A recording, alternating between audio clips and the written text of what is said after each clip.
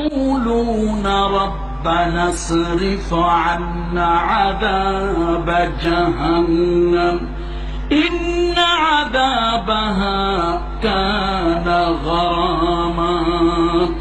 আর করুণাময় আল্লাহ তাআলার গোলাম যারা হবেন, 4 নম্বরে তাদের গুণ হলো কঠিন জাহান্নাম, ভয়াবহ জাহান্নাম, বড়ই দুর্যোগপূর্ণ জাহান্নাম।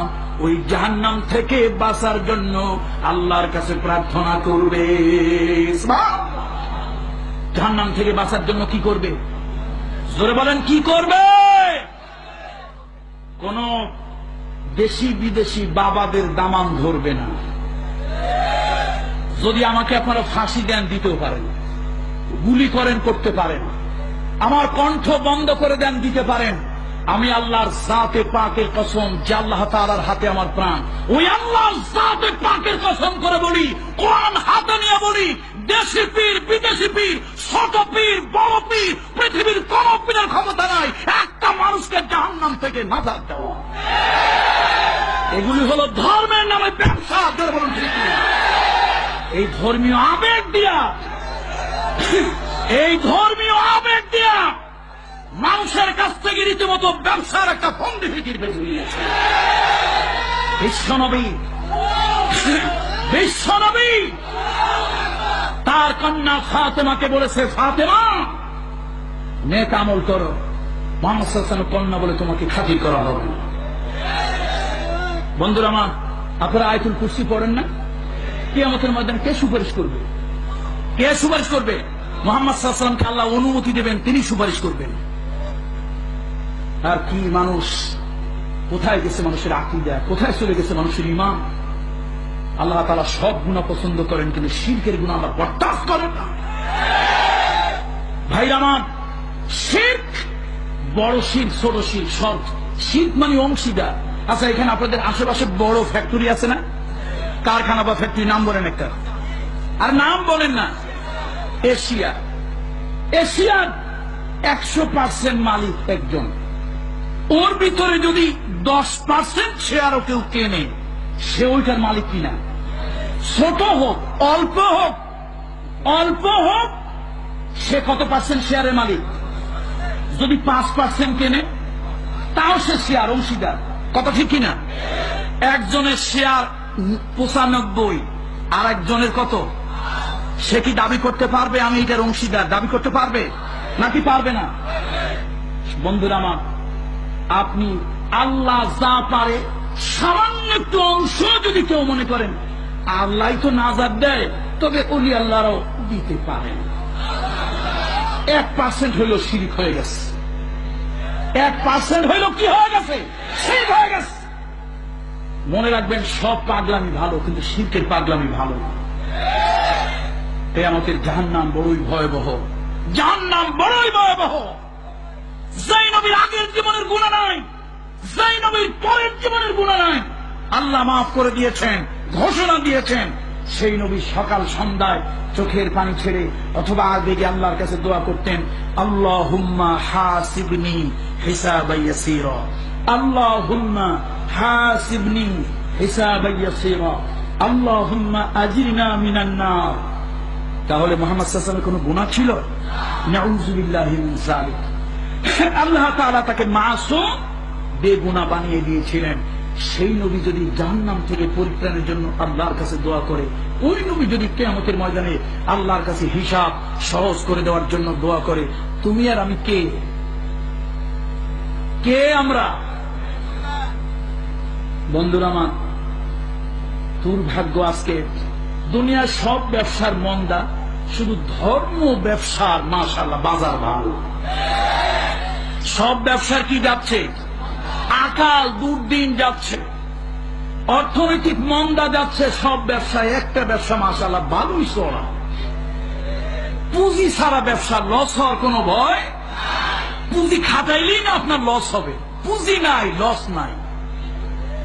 সুতরাং মনে রাখবেন, কিয়ামতের ময়দানে আল্লাহ রাসূল আম্মা জান আয়েশা সিদ্দিকাকে বলেছে, আয়েশা কিয়ামতের ময়দানে মানুষগুলো উলঙ্গ আর লঙ্গিনী হয়ে উঠবে। আম্মা জান আয়েশা সিদ্দিকা বলেন, ইয়া রাসূলুল্লাহ, আমাদের কি লজ্জা লাগবে না? আল্লাহ নবী বললেন, আয়েশা শুনে নাও, আয়েশা কিয়ামতের ময়দানে মানুষের মাথার উপরে সূর্য থাকবে, সূর্যের কিরণে মানুষের ঘিলুগুলো নাক এবং কান দিয়া গলে গলে পড়বে। ময়দানে মহাশরে মানুষগুলি পানি পানি বলে চিৎকার করে করে কাঁদবে, আর মানুষেরা বলতে থাকবে আইনাল মাফার, আইনাল মাফার, আইনাল মাফার। পালাবো কোথায়, যাব কোথায়, ভাগবো কোথায় বলতে থাকবে। আল্লাহ তাআলা জানিয়ে দেবেন, কাল্লা লা ওয়াজারা ইলা রাব্বিকা ইয়াউমা ইযিল মুস্তাকার। ভাগবার কোন জায়গা নাই, পালাবার কোন জায়গা নাই, লুকাবার কোন জায়গা নাই। যেদিকেই তুমি যাও আল্লাহ তাআলা তোমাকে বেষ্টন করে আছে। ও আয়েশা, কেউ কারো লজ্জাস্থানের দিকে তাকানোর একটু হুঁশ থাকবে না। ভাইরা, বুকে হাত দিয়ে আপনার আল্লাহর কসম করে বলেন, আল্লাহ কসম করে বলেন বুকে হাত দিয়ে, এই যে কিয়ামতের ময়দানে স্বামী তার স্ত্রীকে চিনবে না, স্ত্রী তার স্বামীকে চিনবে না, এই ওয়াজ কি শুনছেন না কি শোনেন নাই? নবীরা কিয়ামতের দিন কি বলবে? আচ্ছা, তাহলে নবীদের মূল্য কদর বেশি না পীর ওলিদের মূল্য কদর বেশি? তাহলে আল্লাহ কি আপনার সামান্য জ্ঞান দেয় নাই? নবীরা যদি নাফসি নাফসি বলে, ওই দেশি পীর বিদেশি পীর ওই ব্যাপারীর খবর থাকবে কেমনি? ও তো রীতিমতো ধর্ম ব্যাপারী। ধর্মীয় আবেগ দিয়ে মানুষের কাছ থেকে কিছু ধান্দার ফায়দা। এই জন্য বলি, আল্লাহ তাআলা এর থেকে আমাদেরকে হেফাজত করুন, আল্লাহ তাআলা এর থেকে আমাদেরকে হেদায়েত করুন। বন্ধুরা আমার, কিয়ামতের ময়দানে কঠিন মুসিবত থেকে বাঁচার জন্য আল্লাহ শিখাই দিয়েছেন, করুণাময় গোলাম যারা হবে তাদের 4 নম্বরের গুণ। আল্লাহর গোলাম যারা হবে তাদের কয় নম্বর গুণ? 4 নম্বর গুণ। তারা চোখের পানি ছেড়ে দিয়ে কাঁদবে, আল্লাহ জাহান্নাম বড়ই ভয়াবহ, জাহান্নাম বড়ই ভয়াবহ, আল্লাহ ওই জাহান্নাম থেকে আমাকে বাঁচাও, আল্লাহ জাহান্নাম থেকে আমাকে বাঁচাও। যদি সত্যি ভয়াবহ না হতো আল্লাহকে এই যে শিক্ষা দিতেন। আচ্ছা, আপনারা এইটাও বলেন, আজ পর্যন্ত কোন আলেম ওলামার মুখ থেকে শুনছেন কিয়ামতের ময়দানে, হাসরের ময়দানে কোনো ছায়া থাকবে না, একটা ছায়া ছাড়া? শুনছেন কি শোনেন নাই? কার ছায়া সেইটা? কার ছায়া সেইটা? তাহলে আল্লাহর আরশের ছায়া। যদি এই দুনিয়ার বাবারা এত বড়ই ক্ষমতাসীন হতো তো বাবার ছায়াও তো হতো। সব ব্যবসায়ী, সব প্রতারক, সব 2 নম্বর, সব আল্লাহর দুশমন, সব শিরকের আখড়া, এই মুশরিকদের আস্তানা জ্বালিয়ে পুড়িয়ে ছাইখার করে দাও। বন্ধুরা আমার, বন্ধুরা আমার, কিয়ামতের ময়দানে নাজাতের রাস্তা একটাই, আল্লাহর গোলাম। যারা বলেন ঠিক কিনা? নবীরা যেখানে নাফসি নাফসি বলে কাঁদবে, সেখানে এই ব্যবসায়ীদের খবর কোথা থেকে থাকবে? আল্লাহ তাআলা আমাদের প্রতি রহম করুন। মুহাম্মদ সাল্লাল্লাহু আলাইহি ওয়াসাল্লামের কোনো গুনাহ ছিল না, আগেরও নাই পরেরও নাই। আল্লাহ তাআলা তাকে মাসুম বেগুনাহ ঘোষণা দিয়েছিলেন। সেই নবী যদি কাঁদতে পারেন, সাইয়্যিদুনা আবু বকর সিদ্দিক যদি কাঁদতে পারেন, ওসমান জিন্নুরাইন যদি কাঁদতে পারেন, আলী রাদিয়াল্লাহু তাআলা আনহু কাররামাল্লাহু ওয়াজহাহু তিনি যদি কাঁদতে পারেন, তাবেঈরা তাবেঈরা যদি কাঁদতে পারেন, আল্লাহর ওলিরা যদি সেই দায় পড়ে কাঁদতে পারেন, তাহলে তুমি নাজাত দেওয়ার কে? এই কথাগুলি বলে মানুষকে এই আখিরি যুগে কিছু দজ্জাল বের হয়েছে।